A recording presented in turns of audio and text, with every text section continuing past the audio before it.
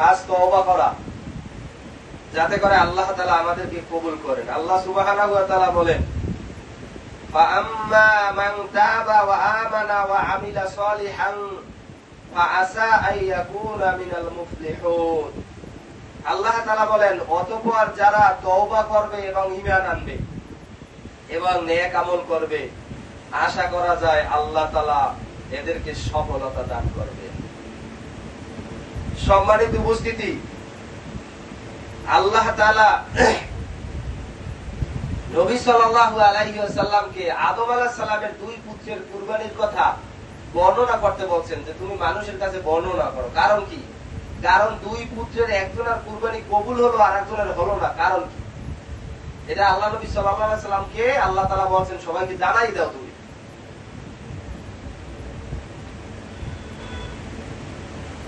আল্লাহ সুবহানাহু ওয়া তাআলা এই কুরবানির বিধান সকল উম্মতকে দিয়েছিলেন। এটা শুধু ইব্রাহিম আলাইহিস সালাম থেকে আসে নাই, আগে ভাগেও এই কুরবানির নিয়ম চালু ছিল। আল্লাহ সুবহানাহু ওয়া তাআলা বলেন, ওয়া লিকুল্লি উম্মাতিন জাআলনা মানসাকান লিয়াযকুরু ইসমাল্লাহা আলাইহি মা আলা মা রাযাকাহুম মিন বাহিমাতিল আনআম। আল্লাহ তাআলা বলেন, প্রত্যেক উম্মতের মধ্যেই আমি কুরবানির বিধান দিয়েছিলাম। কিসের জন্য? লিয়াযকুরু ইসমাল্লাহা, যাতে করে কুরবানির পশু জবাই দেওয়ার সময় আল্লাহর নাম স্মরণ করতে পারে। আল্লাহর উদ্দেশ্যে কোন পশুকে জবাই করা একটা উত্তম আমল। এটা একটি ইবাদতের অন্তর্ভুক্ত। নিয়তের কারণে অনেক কিছু ইবাদতে গণ্য হয়, তবে কতগুলো ইবাদত আছে, যেমন ইখলাস, ঈমান, আত্মসমর্পণ, তওবা, মান্নত, কসম, জবাই, এগুলো হলো ইবাদত। এই জবাইটা হলো একটি ইবাদত। আল্লাহ ছাড়া অন্য কারো উদ্দেশ্যে জবাই করা জায়েজ নাই, এবং আল্লাহর নাম ছাড়া অন্যের নামে যদি জবাই করা হয়, সেই পশুর গোশত খাওয়া মুসলমানের জন্য চিরতরে হারাম। এই জন্য আপনার কুরবানি আপনার এলাকায় দেবেন, ভালো কথা, কিন্তু সেই কুরবানিটা বাবার দরবারে গিয়ে দেবেন, এটা কোনো ভালো কাজ নয়। কেন? হাদিসে কি কোথাও আছে যে কুরবানি ওইখানে দিলে সওয়াব বেশি, এইখানে দিলে কম?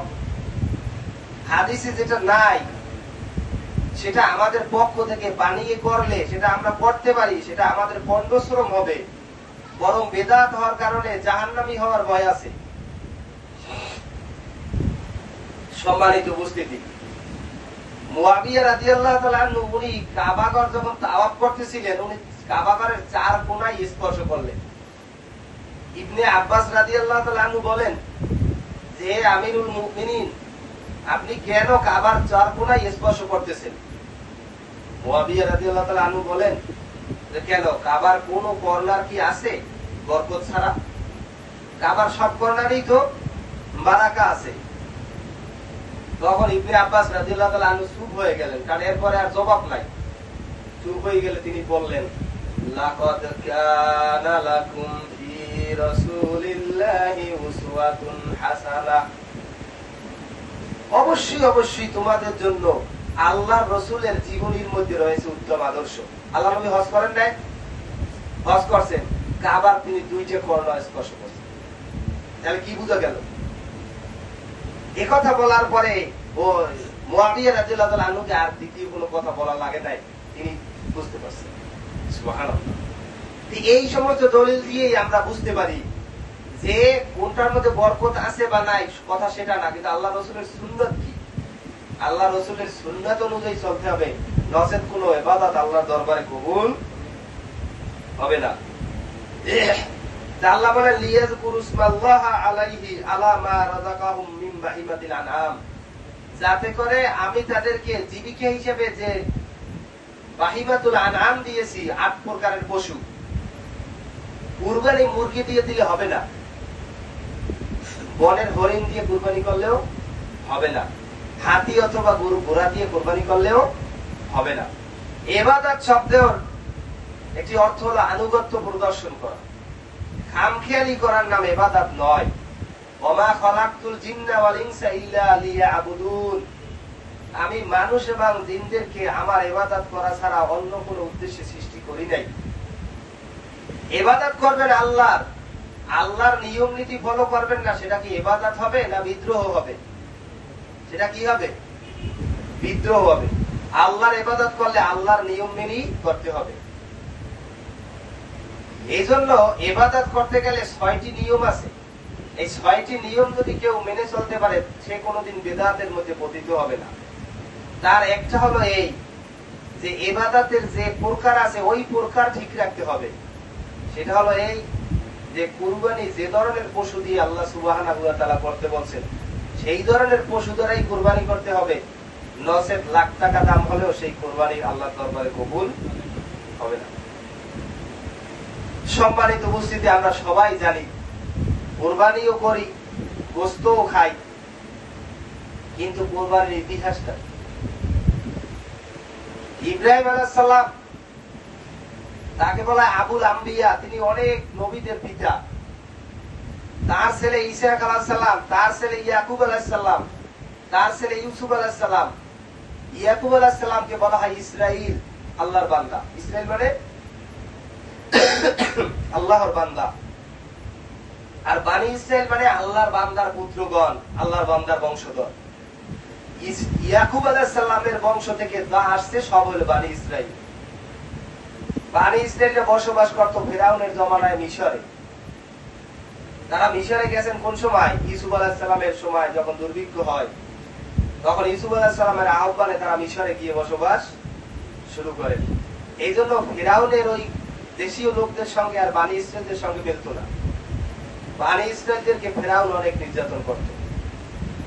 এজন্য মুসা আলাইহিস সালাম যখন নবী হইলেন, তখন ফিরাউনকে আল্লাহকে ভয় করার পর কথা বললেন, আর বললেন যে বানি ইসরাইলকে আমার সঙ্গে যেতে দাও।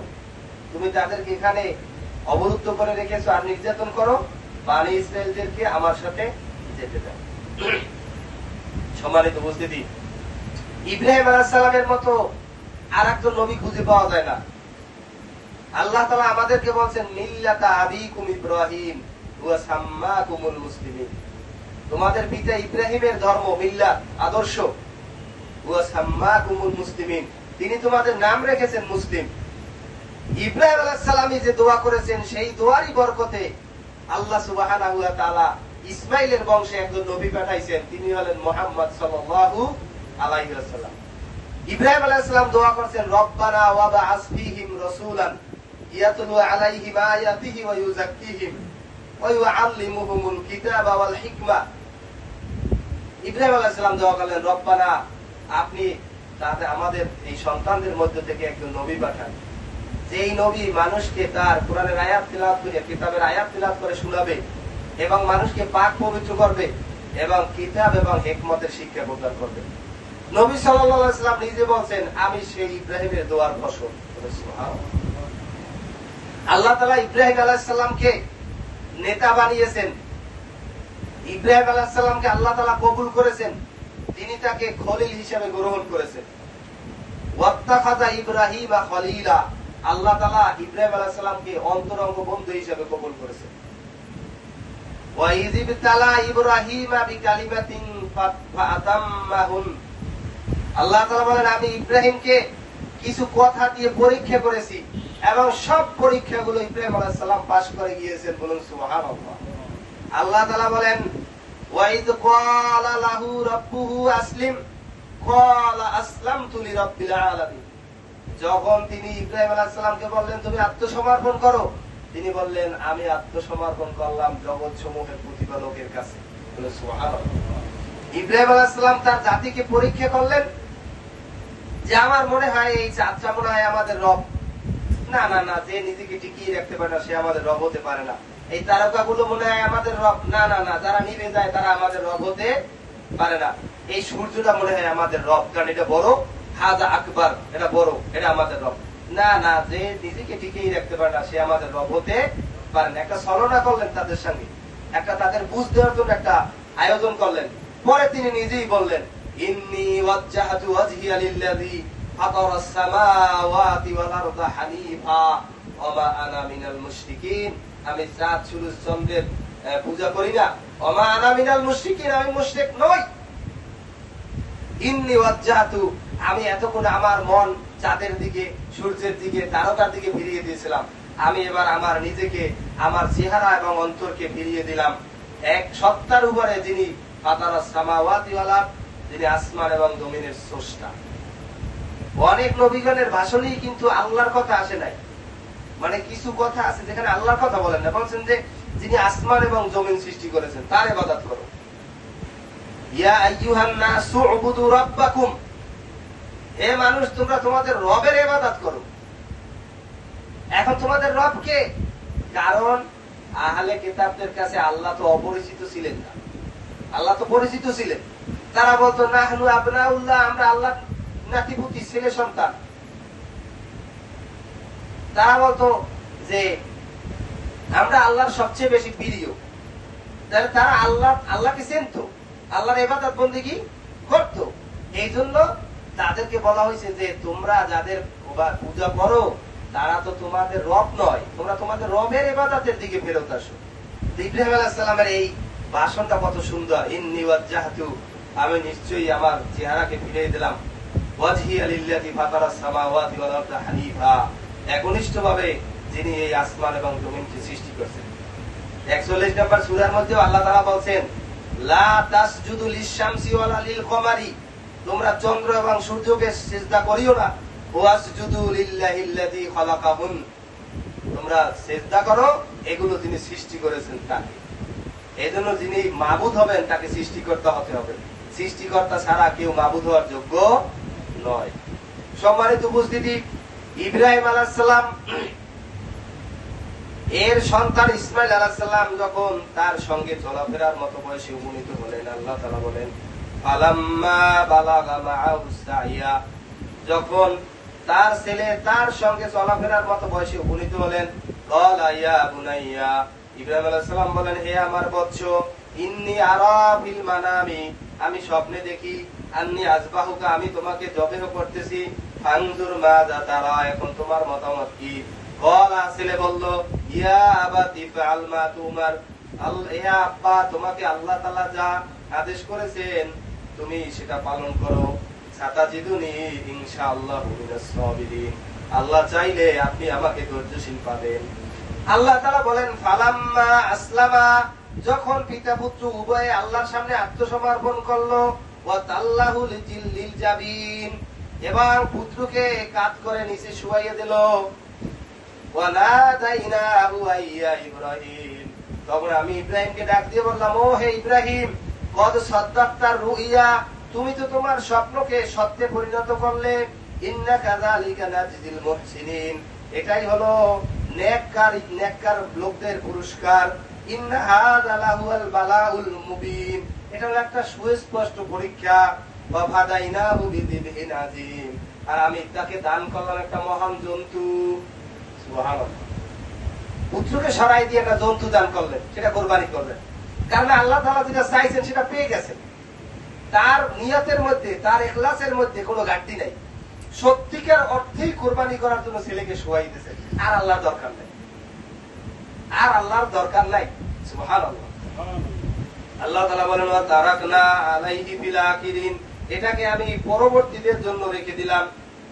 কুরবানির পশুকে বলা হয় উযহিয়া, এখান থেকে আসে ঈদুল আযহা, যেহেতু সকাল সকাল এটা কুরবানি করা হয় এই জন্য এটাকে জোহা বলা হয়। আল্লাহ সুবহানাহু ওয়া তাআলা বলেন ফাসাল্লি লিরাব্বিকা ওয়ানহার, তোমরা তোমাদের রবের সালাত, আল্লাহ তাআলা রাসূল সাল্লাল্লাহু আলাইহি ওয়াসাল্লামকে বলেন ফাসাল্লি, তুমি সালাত আদায় করো, লিরাব্বিকা, তোমার রবের উদ্দেশ্যে, ওয়ানহার, এবং কুরবানিও করো তোমার রবের উদ্দেশ্যে। আগে সালাত পরে কুরবানি। রাসূল সাল্লাল্লাহু আলাইহি ওয়াসাল্লাম বলেন যারা ঈদের সালাতের আগে কুরবানি করবে তাদের কুরবানি কবুল হবে না। রাসূল সাল্লাল্লাহু আলাইহি ওয়াসাল্লাম মদিনায় 10 বছর কুরবানি করেছেন। আল্লাহ সুবহানাহু ওয়া তাআলা বলেন হে নবী তুমি বলো কুল ইন্না সালাতি ওয়া নুসুকি ওয়া মাহইয়ায়া ওয়া মামাতি লিল্লাহি রাব্বিল আলামিন, যে আমার কুরবানি, আমার সালাত, আমার কুরবানি, আমার জীবন, আমার মৃত্যু সব আল্লাহর জন্য। কুরবানি রাসূল সাল্লাল্লাহু আলাইহি ওয়াসাল্লামের সুন্নাত, কুরবানি ইব্রাহিম আলাইহিস সালামের আদর্শ। কুরবানি না করে সদকা করে দেওয়া যায় না। অনেকে বলে যে এবছর বন্যা, এবার কোরবানি না করলে